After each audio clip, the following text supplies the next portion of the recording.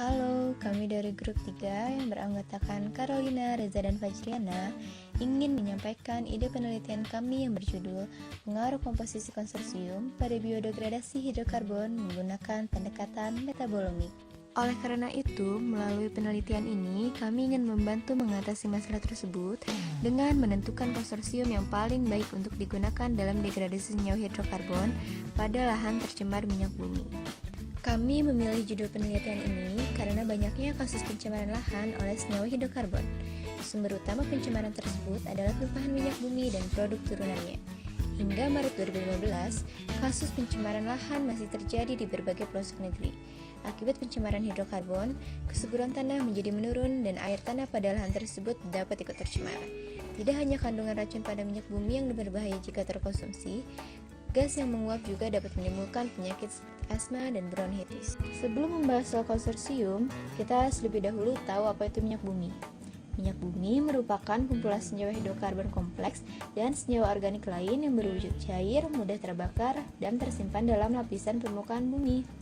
Secara umum, senyawa hidrokarbon minyak bumi terdiri atas 30% alkana, 49% sikloalkana, dan 15% aromatik.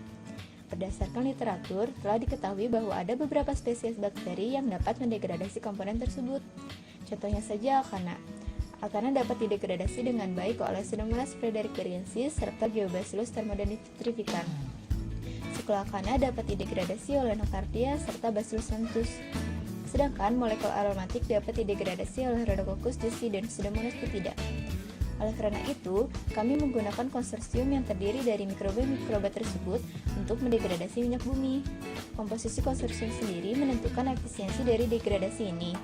Pembuatan konsorsium meliputi penumbuhan dan penentuan umur mikroba yang paling optimum untuk digunakan sebagai variasi konsorsium.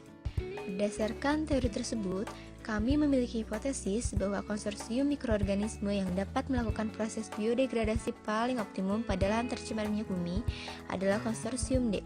Konsorsium ini terdiri atas Pseudomonas fredericksbergensis, Bacillus lentus, serta Pseudomonas putida.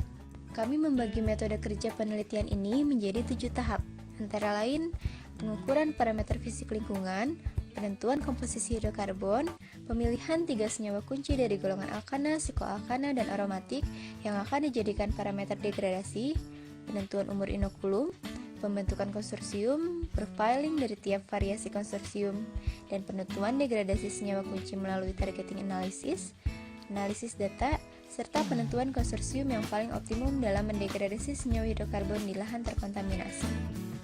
Pengukuran parameter fisik lingkungan meliputi pengukuran pH, suhu, kelembaban, dan faktor fisik lainnya agar kita dapat menyesuaikan kondisi ini di dalam laboratorium.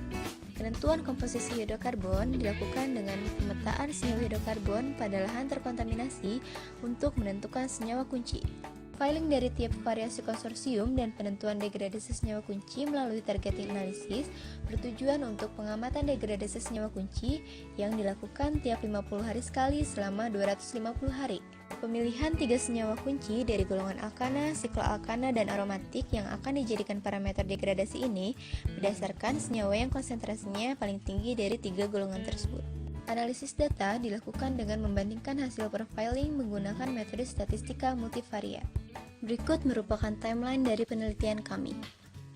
Untuk melakukan penelitian ini, kami memerlukan kebutuhan dana sebesar Rp48.544.000.